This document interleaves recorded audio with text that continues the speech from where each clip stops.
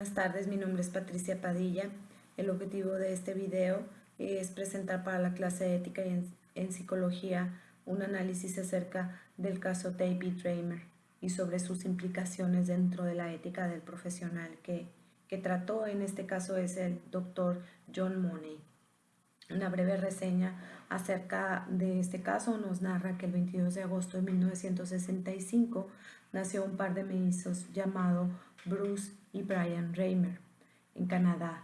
Ellos nacieron en condiciones normales. A los 6 meses se les presenta una fimosis y un urólogo recomienda una circuncisión.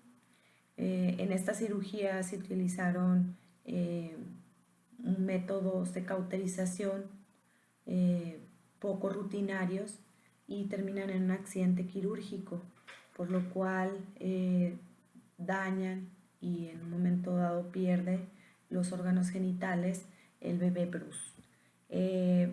La preocupación de los padres los lleva a buscar soluciones.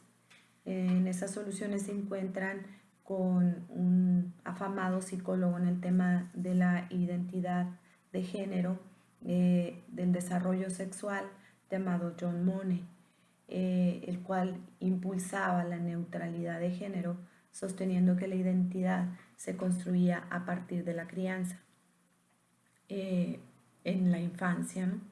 Él presenta a los Reimer una posibilidad, una solución beneficiosa aparentemente para este bebé y los impulsa a otorgarle una reasignación de sexo, a criar a este niño como si fuera niña.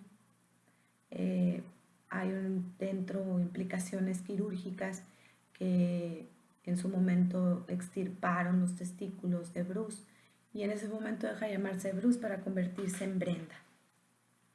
Y es donde empieza todo este asunto psicológico a dar pie a toda la investigación que tenía en puerta John Money para comprobar sus teorías acerca de la identidad de género.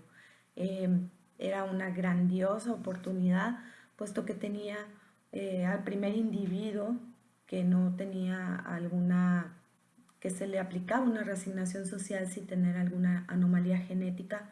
Aparte tenía a su hermano Brian, que compartía con él el 100% de la genética y el mismo ambiente familiar, y se le asignaba como sujeto control. Era una gran oportunidad para probar sus teorías y él utilizó los métodos que respecto a su ética y a su moralidad pensó eran los indicados para ir comprobando sus análisis. Durante muchos años él documentó este caso como el caso Joanna, en algunos de sus libros. Comunicaba la experiencia exitosa que tenía con estos procedimientos. En algunas ocasiones dijo que era inevitable que esta niña se comportara como tal, y a diferencia del comportamiento que tenía su hermano como niño, y era un proyecto que finalmente él lo dirigía como exitoso. A raíz de que inicia la adolescencia, a los 13 años más o menos, David empezó a tener algunas depresiones, algunos intentos de suicidio, donde decía que no quería que lo volvieran a referir al doctor. Él especificaba, él y su hermano, que los procedimientos eran bastante traumáticos. Más adelante él cuenta su historia y habla de procedimientos donde se practicaban ejercicios visuales de contenido sexual bastante fuerte, incluso físicos que tenían que realizar entre ellos como hermanos, donde se practicaban algunas posiciones infiriendo una relación sexual. Para ellos fue traumático platican que fue traumático ese momento. Para estas fechas el doctor Money ya había propuesto a los padres, sin éxito, la total reasignación de Brenda en otra cirugía donde se le proporcionaría una vagina. Ellos dejan las citas de control y las depresiones de Brenda empiezan a incrementarse. Al atenderse con otro psiquiatra, este recomienda que se le diga la verdad. En ese momento él empieza a darse respuesta a muchas de esas preguntas de por qué nunca se sintió cómodo con un vestido, nunca se sintió cómodo con el rol de niña, cómo fue incluso denigrado dentro de la escuela por su apariencia física, por su apariencia sobre todo varonil, y él empieza esa reversión de su reasignación de sexo.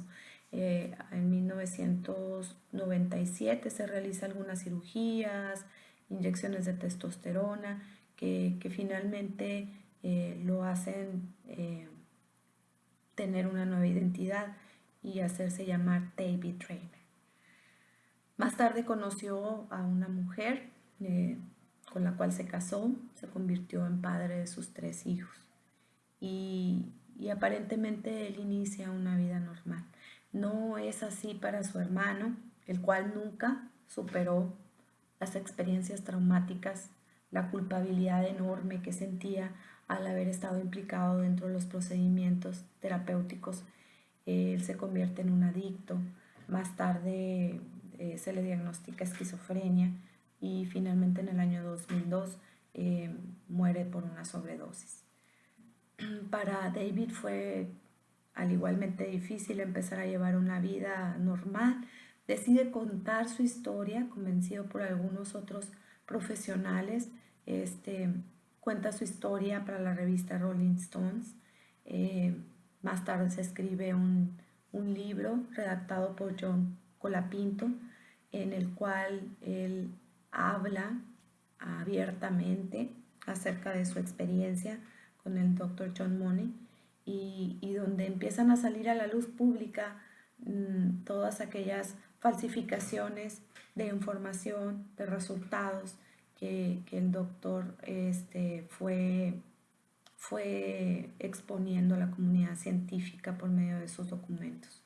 Hay muy poca información acerca de toda la información del caso que el doctor pudo haber dado a los padres, pero las implicaciones y los resultados y las consecuencias son muy claras.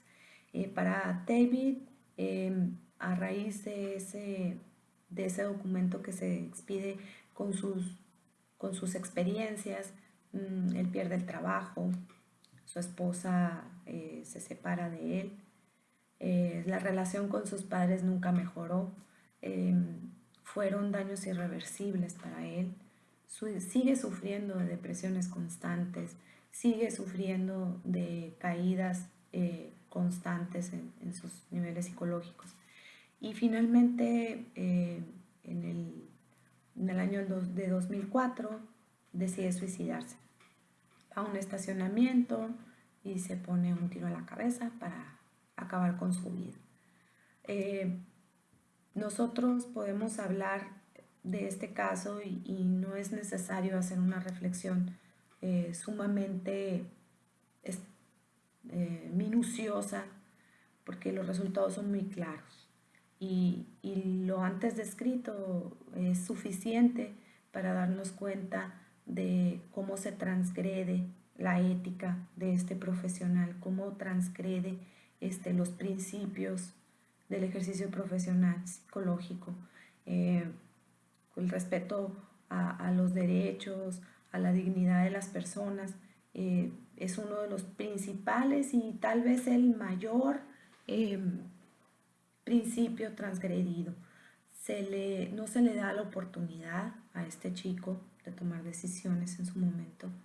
La familia tenía muy pocas oportunidades, estaba siendo manipulada por una persona con esa experiencia, conocedora en el campo de la psique, y finalmente sus derechos como personas son transgredidos, una falta de respeto enorme a esa sexualidad ya asignada, a la falta de escrúpulos de sus procedimientos, buscando un resultado que obviamente tampoco se obtiene, ¿no? la falta de honestidad ante la comunidad científica, de reconocer su fracaso, de dar conocimiento pleno, honesto, íntegro acerca de sus procedimientos. Ese es un daño fuerte a la sociedad también, que en su momento puede llegar o llegó a confiar en sus teorías como una alternativa o como una solución para los constructos sexuales, que son poco todavía documentados, que es un tema que todavía tiene mucho que obtener acerca de la investigación, ¿no? De la ciencia. La responsabilidad que tuvo acerca de incurrir en esas actividades, en esas intervenciones que lamentablemente tienen un daño irreversible y que él pudo de alguna manera darse cuenta o prever ese daño. Sin embargo, no lo hace, no para, sigue incurriendo. Incluso se habla a veces en los escritos de algunos abusos sexuales ya directos del doctor. Y entonces eso, aparte de darle poca credibilidad y de darnos a nosotros todos los argumentos para decir y decidir la falta de ética que este profesional tuvo en este caso, aparte de eso, pues nos da que pensar acerca de otros posibles experimentos o de otras posibles investigaciones que el doctor Monet haya podido aportar a la sociedad, a la, a la sociedad científica, ¿no? A la comunidad científica.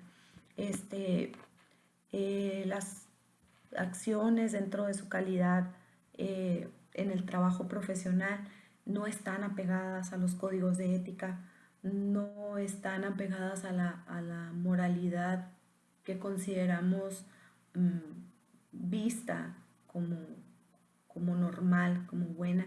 Y hay mucho que pensar porque el doctor evidentemente se apega a su propia moralidad. Tal es el caso que nunca acepta el fracaso de su experiencia, nunca acepta que este caso haya tenido malos resultados.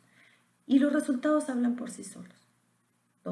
Dos suicidios, una desintegración familiar, la infelicidad del propio paciente, cuando la razón máxima de la práctica o de la observación del comportamiento del ser humano dentro de la práctica de la psicología es buscar el bienestar y que este comportamiento vaya dándole la oportunidad a la persona que busca esa ayuda terapéutica o esa intervención, dándole la oportunidad de renovarse psicológicamente, de renovar su comportamiento. Nos queda solamente decir que dentro del código ético de la psicología, del código ético están transgredidos muchos de los principios y de las normas de conducta dentro de este caso, pero sobre todo dentro de la sociedad, el costo que el llamado caso más cruel de la historia de la psicología tiene, creo que es una especie de reflexión. Yo en lo personal tengo la oportunidad de reflexionar acerca de lo que la práctica íntegra, la práctica ética, la práctica de una moral, de una convicción dedicada a fomentar el bienestar, la importancia radica en esto. Yo creo que el haber estudiado este tema, el haber tratado de analizar el código ético, me da una perspectiva mucho más grande, mucho más amplia y mucho más consciente acerca de lo que es una práctica profesional ética. Espero esta breve reseña, esta breve descripción haya sido importante o haya sido significativa para darle un lugar a esta investigación. Muchas gracias y es todo.